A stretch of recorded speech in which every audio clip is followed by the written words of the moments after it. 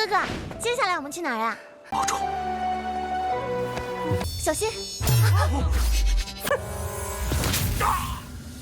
Halo semuanya, bagaimana nih kabar kalian? Semoga kalian dalam keadaan baik-baik saja, sehat selalu, serta dilancarkan rezekinya ya guys, amin. Pada kesempatan kali ini, kita akan melanjutkan tonggak dari Alchemy Supreme, tepatnya episode 168. Untuk di part sebelumnya, Raja Feng Tian dicari-cari oleh Pei Tian. Intinya ya, masalahnya haruslah selesai, jika tidak maka Pei Tian akan terus mencari dan mencarinya. Beruntungnya, dia berhasil menemukan keberadaan dari Raja Feng Tian yang berada di perahu bunga. Dan juga Pei Tian berhasil untuklah menghabisi nyawanya. Kalau begitu langsung saja kita masuk ke dalam ceritanya. Ternyata Pei Tian sama sekali tidaklah menghabisi nyawanya, melainkan membuat dia tidak lagi berdaya. Tampaknya ya, kultivasi dia telah hancur guys. Maka dari itulah Raja Feng Tian tidak bisa untuklah memberontak. Dan dia membawa ke hadapannya Pangeran Xiao Yao. Dan Pei Tian menyerahkan semua ini kepadanya. Dia meminta untuklah interogasi dengan begitu baik. Xiao Yao langsunglah mengiyakannya kalau dia akanlah membuat Raja Feng Tian memberitahu segalanya. Setelah dari semua itu, Pei Tian kembali ke ruangannya. Dia langsunglah memeriksa barang yang sebelumnya diambil oleh Ling Er dari Master Roh Api. Ternyata ya, itu adalah tungku pil bawaan yang telah rusak parah. Beruntungnya saja, untuk tungku ini bisa diperbaiki oleh kuali ajaib miliknya. Dan ketika Pei Tian inginlah memurnikannya, agarlah tungku ini menjadi miliknya, terdengarlah suara dari Master Roh Api yang sangatlah tidak terima kalau hartanya menjadi milik dari Pei Tian. Dan dia berjanji akan datang lagi untuklah menghabisi dirinya. Tetapi Pei Tian membalas, dia hanyalah seorang pecundang. Tidak mungkin dia berani untuklah datang kembali. Alasannya ya, karena kultivasi dari Master Roh Api sudahlah benar-benar hancur. Untuk mengembalikannya, ya membutuhkan waktu yang begitu panjang. Dan pada akhirnya, pemurnian tungku berhasil diselesaikan. Kebetulan ya, hari sudahlah pagi. Dan Pei Tian kedatangan dari Pangeran Xiao Yao yang sedanglah tertawa terbahak-bahak. Tampaknya ya, interogasinya berjalan lancar. Dengan memberitahu kepada Pei Tian kalau Raja Feng Tian tahu begitu banyak hal tentang Master Roh Api dan juga tentang Istana Api Ling. Maka dari itulah dia datang untuk memberitahu semua yang dia dapatkan. Ternyata untuk Istana Api Ling tersembunyi di Gunung Darah Layu. Dan di sana banyak sekali harta yang mungkin saja selama ini dia cari-cari. Mendengar itu ya, Pei Tian tampaklah begitu tertarik. Sepertinya ada banyak sekali rahasia yang tersembunyi di Gunung Darah Layu. Xiao Yao langsunglah menyarankan, jika dia inginlah menyerang, maka sekarang juga. Dikarenakan sekarang ini, Istana Api Ling telah kehilangan ketua istananya. Jadi ya, tidak ada yang perlu untuklah ditakuti. Tetapi Pei Tian menahan diri. Karena dia ini hanya memiliki dendam kepada Master Roh Api, bukanlah seisi anggota dari Istana Api Ling. Lagi pula masih ada Nona Zhao yang pastinya akanlah menghentikan tindakan ini. Karena ya dengan dia menyerang Istana Api Ling, tandanya memicu sebuah peperangan guys. Jadi Pei Tian akanlah mencari cara lain. Dan dia kembali membahas tentang krisis kekaisaran bintang jatuh yang sudahlah selesai. Maka dia juga haruslah pergi karena sudah tidak ada kepentingan lain lagi guys. Mendengar itu, Pangeran Xiao Yao sungguhlah terkejut. Tetapi sang kaisar datang mempersilakan Pei Tian untuklah pergi dari sini. Dengan alasan kerajaan Xinglo ini memang terlalu kecil bagi Master Su Pei Tian. Jika dia terus berada di sini ya, maka dia tidak akanlah berkembang sama sekali. Dan sebagai tanda hadiah perpisahan, dia telah menyiapkan sebuah hadiah yang begitu berharga. Serta dia sangatlah berharap Jika nantinya Petian memiliki waktu yang begitu luang, maka datanglah kembali ke Kaisaran Xinglo karena dia inginlah sekali menjadi murid dari Su Petian. Tetapi ya, Petian tidaklah mau menjadi gurunya karena bagaimanapun juga dia ini adalah sang kaisar. Memiliki guru yang berada di bawahnya itu sangatlah tidak pantas. Maka dari itulah Petian menolak untuk menjadi gurunya, guys.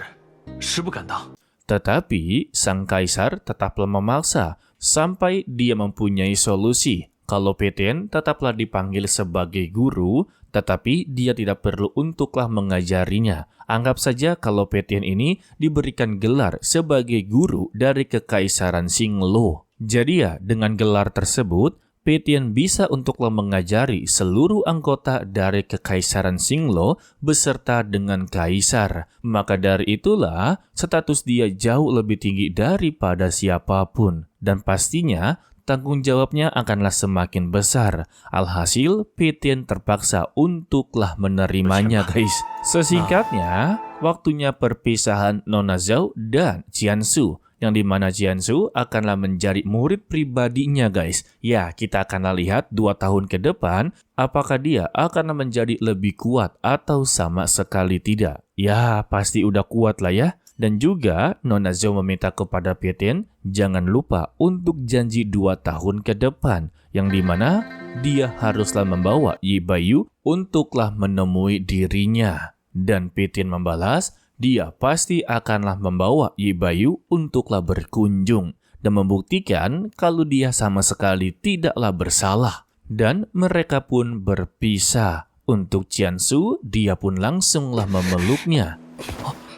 Tanda sebagai perpisahan dalam waktu yang begitu sangatlah panjang. Selanjutnya, Xueqi ternyata telah sembuh. Meskipun tidak sepenuhnya, tetapi dia tetaplah riang seperti biasa ya. Dan mempertanyakan selanjutnya mereka akanlah pergi kemana. Dan Petian membalas kalau mereka akanlah pergi ke Gunung Leze terlebih dahulu. Tujuan dia datang kembali ke sana untuklah mencari seseorang yang bisa menawarkan racun untuknya. Dan mereka pun langsunglah berlayar di kapal yang begitu besar. Xiao Yao sebagai orang yang mengantarkannya meminta kepada Petian untuklah berhati-hati. Dan ketika berada di dalam kapal, ada seorang pria tua yang langsunglah menyinggung Xueqi. Kalau dia ini masih begitu muda, tetapi umurnya sudahlah hampir habis. Xueqi yang mendengarnya sungguhlah tidak terima dan membalas siapa yang tidak bisa hidup lama. Dan si pria tua ini langsunglah to the point kalau dia memiliki sebuah pil yang bisa membuat dia menjadi seperti semula. Ketika kotak pil dibuka, terlihatlah pil yang langsung terang menerang, membuat semua orang langsunglah tertuju dengan pil tersebut. Karena pil ini memiliki aroma yang begitu sangatlah kuat. Dan pria tua ini memberitahu kalau pil ini ya telah dibentuk oleh alkemis pertama dari Kekaisaran Xinglo, yang tak lain adalah Su Petian itu sendiri, guys. Bisa-bisanya dia menyombongkan sebuah pil di depan orangnya langsung. Udah gitu, dia sama sekali tidaklah tahu kalau alkemis pertama ini siapa. Aduh, mendengar itu ya, Xueqi Muranxi langsunglah tertawa terbahak-bahak. Sedangkan untuk Su Petian hanya bisa menahan ketawa sembari tersenyum. Ditambah, mereka dibuat begitu sangatlah ngakak ketika pria tua ini mengaku kalau dia adalah sahabat dari Master Su Petian. Waduh. Tetapi Petian sudahlah begitu muak dengan semua omong kosong ini. Dia pun langsunglah menghancurkan pil tersebut. Yang ternyata itu bukanlah pil tingkat tinggi, melainkan sebuah pil beracun. Dan karena sudah ketahuan, pria tua ini mencoba untuklah meninggalkan tempat. Tetapi Petian berkata, sejak kapan dia bisa pergi begitu saja tanpa menjelaskan apapun. Mendengar itu, dia pun langsunglah menyerangnya. Tetapi secara tiba-tiba ya ada jarum kecil berwarna biru yang langsunglah menangkis serangan tersebut. Dan itu berasal dari si gadis baju biru. pemeran baru lagi. Namun, si pria tua ini tetap mencoba melarikan diri dan Petin langsunglah menghentikannya. Siapa sangka dia menggunakan nama Su Petin untuklah mengancam Su Petin sendiri. Jika dia menghajar dirinya, maka Master Su tidak akanlah melepaskan mereka. Lantas ya, Sueci meminta untuk membuktikannya. Jika dia memang teman dekat dengan Master Su, maka lebih baik panggil dia sekarang juga. Itu pun kalau benar-benar keluar. 满地找牙。 Tetapi secara tiba-tiba, pria tua ini langsunglah diserang dari belakang, yang membuat dia haruslah berakhir. Dan orang yang menyerangnya adalah kapten kapal ini, yang memiliki nama sebagai Lin Xiao. Dan sebagai tanda permintaan maafnya, dia mengundang mereka bertiga untuklah datang ke perjamuannya. Tetapi untuk Petin, dia sudahlah curiga dengan pria tersebut. Karena ya untuk pakaian dari pria tua ini dan Lin Xiao sangatlah begitu mirip. Jadi ya Petin khawatir kalau Lin Xiao adalah dalang di balik semua ini. Dan kita bersambung untuklah video kali ini. Mimin ucapkan terima kasih kepada kalian yang telah menonton sampai akhir. Pesan dari Mimin, tetaplah menjadi orang yang baik, walaupun itu sangatlah sulit.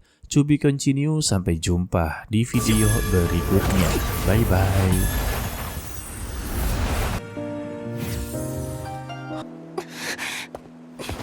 北天哥哥，接下来我们去哪儿呀？保重。小心！